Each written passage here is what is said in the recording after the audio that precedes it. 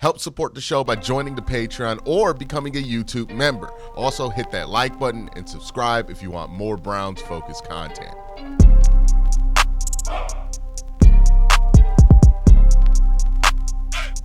Lost in the shuffle of all the conversation about Myles Garrett, the Browns' number 2 pick, the Browns' future at the quarterback position, has been the future of one of the team's most iconic players since coming back in 1999, Nick Chubb, who is a free agent, or at least scheduled to be a free agent in just a month here, right? Once the league new year starts, he will be free to negotiate with all 32 NFL teams. And there's a growing conversation and concern that the Browns will not bring back Nick Chubb. And if you're a Browns fan, it's not comforting to search Nick Chubb on Google and see some of the results that pop up, right? These are articles about him signing with the Texans or the Dallas Cowboys. These I'm not even going to say out loud because that's just a gross outcome to this whole thing, especially considering what team tore up his knee the last time he played them. There's a lot going on here, or at least a lot of speculation going on about Nick Chubb and where his future will be. We know the last time Nick Chubb was asked about this was during Radio Row, again, the time where Myles Garrett took up most of the spotlight. And he said, hey, he wants to come back.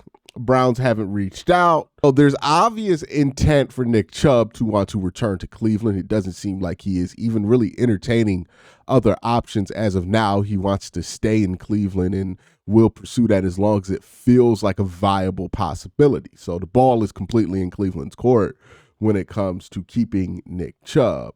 But we don't know where the Browns are. They could work something out by the end of the week. They could, sign him right before free agency starts, or they could take this all the way out to free agency. There's a big question on what they're actually going to do. And if you're looking at this from a spreadsheet, right, like if you're not really considering the human factors involved with all of this, it's easy to make an argument for moving on from Nick Chubb, because you could look at the draft and say, hey, it's a rich running back class. You're going to be able to draft 2 guys and get some really good value in this class.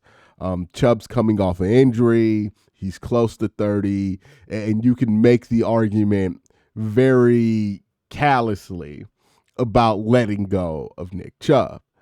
In my opinion, I think moving on from Nick Chubb at this current time would be a massive mistake for the Cleveland Browns. I think there is a chance that they miss out on Nick Chubb still having some good years left. And I also think that it's going to be more costly for the Cleveland Browns from a team culture standpoint, right?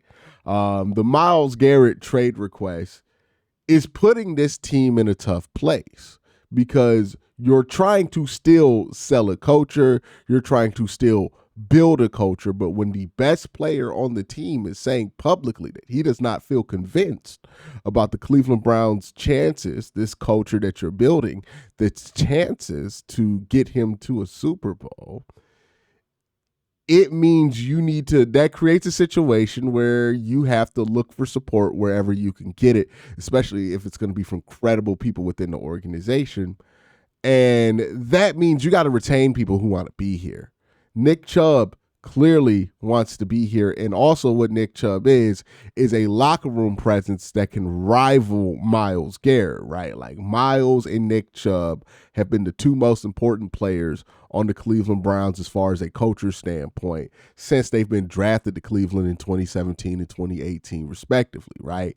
Since these 2 have become stars, they have been the 2 most important players, the 2 franchise players of the Cleveland Browns. When you think of the Browns, you think of Myles Garrett, you think of Nick Chubb, you think of 24, you think of 95. Losing both of those players in one offseason will have a horrendous effect on the people who have invested in this core since 2017, if we're just talking about fan interest. But also, it will have a horrendous effect on any type of culture that you've tried to build in the Kevin Stefanski, Andrew Berry era. I talk about it a lot. You need continuity. You need to build a culture, because if you don't have these things, you're just kind of going to end in a cycle of constantly losing games, constantly firing people for losing those games, and then not developing players, which leaves your roster in a state where it's not good enough to win games, right? You just continue to do the cycle that the Browns have done to themselves since 1999 and especially to like 2018, right? The team broke out the cycle for a couple of years in the Stefanski era, but 2018, 1999, they were firmly stuck in that cycle. And continuity is important for the front office. It's important for the coaching staff, but the same is true when it comes to the leaders of the team. Even when it's inconvenient, these are the guys that you have to keep on your team, even if they're past their prime. It's why Joe Bitonio is still here. It's why Jack Conklin is still here, right? It would have been convenient to move on from one of those guys a couple of years ago. But the reason you stick it out with them is because you need that continuity to build a culture. You need guys who have been there, that have cachet, that have been to Pro Bowls, all pro selections, to be in that locker room in order for any of the culture that you're trying to build to have any kind of stick to anybody you try to sell it to. Look at teams like Baltimore, Philly, Pittsburgh, right? Cultures that the Cleveland Browns are trying to build to emulate. They have guys on those teams that have been there forever, right? Brandon Graham has been a Philadelphia Eagle forever. Cam Hayward has been a Pittsburgh Steeler literally since my childhood. The same can be said with players on the Baltimore Ravens, right? They've had Pat Ricard for a while. Like, they have culture guys there that are there because they are the embodiment of Ravens football.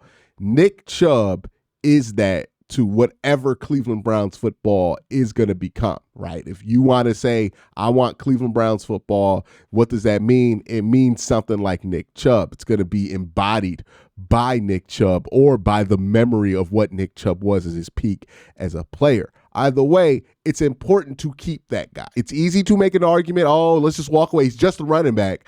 But Nick Chubb is not just a running back. He is a cornerstone player. He is a franchise player. He is one of the most recognizable players that your franchise has had in the modern era of your franchise's existence. Moving on from him in the same offseason that you might potentially move on from Myles Garrett, and more importantly, making the choice to move on from him in the same offseason that Myles Garrett might try to force your hand to get rid of him. That's just disaster. You might as well fire everybody and start new because there's no culture that's left in that building. There's no continuity that's left in that building if you're not able to retain guys like David Njoku, like Denzel Ward, like Myles Garrett, like Nick Chubb. Also, if you're planning on working through the awkwardness that would be having Myles Garrett come back and play for the Cleveland Browns after going on a Radio Row press tour about how much he doesn't want to play for the Cleveland Browns, you're going to need a presence like Nick Chubb in that locker room to really balance things out, right? To balance out the vibes. Like, trying to get through something like that with no real locker room leadership, no real people in that locker room who have the clout to kind of make sure things don't get out of hand, that's going to be a disaster, especially when you consider that Myles Garrett would be the one that has the clout and might be the least happiest person in that locker room. You need something to balance that out. Nick Chubb is your something to balance that out. You keep your stars if you want to build a culture, right? You don't just ship your stars off the second it's convenient for late round draft picks or whatever small fringe benefit you're going to get from not bringing back a player. It would also be especially egregious given that Nick Chubb is not set to make a ton of money this offseason, right? The projection for him right now from Pro Football Focus is about $3 million a year. You can argue that you can even get that deal lower than that. Like, it's not going to be expensive or a burden to bring back Nick Chubb. It's not like he's hitting free agency and you just can't simply afford him. I think people would understand that. But this is a situation where you could easily afford Nick Chubb. Even if you were in cap trouble, he is not going to be worth a ton of money here. It's like 2 practice squad players put together. You could cut Jerome Ford, sign Nick Chubb for $3 million, and you still save $200K. Like, that's how cheap Nick Chubb projects to be. So it's not like it would be an expensive investment. It would be something that you're doing because you want to not do it. And that would be a smack in the face. So the culture argument for Nick Chubb, I think is the strongest part of this argument to me, which is you just can't get rid of a guy like that when you're going through the turmoil that the Cleveland Browns are currently going through with trying to hang on to their biggest star, right? Like if you're going to lose Myles Garrett, you need to make sure Nick Chubb's there. And even if you keep Myles Garrett, you need to make sure Nick Chubb's there. So I think you got to bring back Nick Chubb. It only makes sense to bring back Nick Chubb. But that's not the only reason to do it, right? It's not just like you're going to bring him there and he's going to be like a extra coach or just like a mascot for the team or something like that. There's a compelling argument for Nick Chubb to be valuable as a productive football player for you. We get caught up in this reactive cycle in sports talk. And, you know, players go up and down every season, right? Some players have a good season. Some players have a down season. But wherever that player ends the season, we tend to think that that's where that player is and they're going to stay for the rest of their career, when that's not often the case. Some players have down years. They bounce back, have good years, especially at the running back position. I mean, we just saw this with the top two rushers in the NFL. Derrick Henry had 3 straight seasons where he was under what is the league standard to be like an elite running back, right? If you're an elite running back, you average more than 4.5 yards a carry. That's the efficiency that people look for top tier running backs, right? Nick Chubb, famously a 5 yards per carry guy, pretty much his whole career. Derrick Henry spent 3 years under that 4.5 yards per carry number in Tennessee. Comes to Baltimore, averages 5.9 yards a carry. All of a sudden, right, at 31 years old, there was reason to count out Derrick Henry. Hell, I thought Derrick Henry was done when he left Tennessee because he was older. He had 3 straight down seasons. I thought it was a wrap for Derrick Henry. But no, turns out there was more juice there. You just had to know how to squeeze it. Same thing for Saquon Barkley, right? Saquon Barkley came off a season last year where he had 3.9 yards per carry. Didn't look great.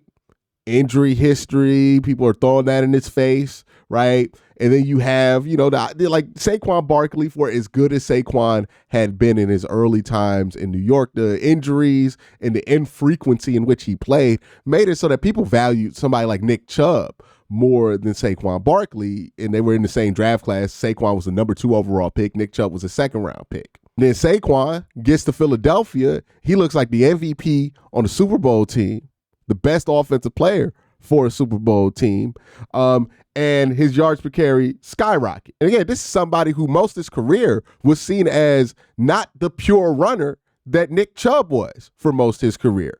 Both drafted in the same exact draft class, both similar ages. So if it can happen for Derrick Henry, it can happen for Saquon Barkley, and Nick Chubb has consistently been a peer in the same company statistically as those two players. It can happen for Nick Chubb. There are charts and everything else, but Nick Chubb has always been an outlier to all of these charts, all of these numbers. I expect him to continue to be an outlier. Also, another thing, consider, Nick Chubb did not just come back from a ACL injury. He came back from a horrifying ACL injury. He came back in the middle of a season that was in the middle of a death spiral with Deshaun Watson when he came back from that horrifying knee injury. And then, because the team was trying to adjust around Deshaun Watson desperately enough, they changed how the run game worked. They changed how the offensive line blocked for the run game. Not to mention that because the Browns' passing game was such a disaster, it put more focus on this run game. This run game that a lot of the offensive linemen felt like they were out of position for, and a run game that was a new thing for Nick Chubb to have to pick up in the middle of the season. These weren't optimal conditions for a return. It's no wonder that he didn't have the most amazing return from that injury, and that's without even considering the magnitude of that injury and the fact that it was probably going to take, in hindsight, just a little bit more time for him to feel like himself. So there's reason to believe that going back to the Stefanski style and getting back into those fundamentals that the offensive line has desperately begged the Browns to do would make it so that the offensive line plays better, but also so that Nick Chubb plays better. The Browns could also do some things in free agency to make their run game better. They could do some things in the draft. I said it before. This is a great draft for your run game. This is a great draft for your run defense. You can get a guard in the draft at a lot of different spots. There's a lot of guards in this draft. You get some tight ends that can block in this draft. You can get some other running backs that can share the load with Nick Chubb in this draft. You can get some tackles and some centers in free agency. You can improve this run game from a personnel standpoint greatly over the course of the next few months if you're the Cleveland Browns. You can make Nick Chubb's life a lot easier. I would not make the mistake of counting out Nick Chubb this offseason. And I hope the Cleveland Browns don't make this mistake, because I would love if the Browns just figured something out as soon as possible with Nick Chubb, brought him back here. I see Nick Chubb as 1,000% crucial to this team if they have any hopes of winning games going forward. I think you need a presence like Nick Chubb to get through what you're going through right now from a locker room perspective. And I think you need Nick Chubb and what he could potentially provide you on a production standpoint, because I think he's going to be able to offer you a lot more than what he offered you last year. But that's my thoughts. I want the Browns to make sure, do everything they can to keep Nick Chubb in Cleveland, especially with Myles Garrett threatening out.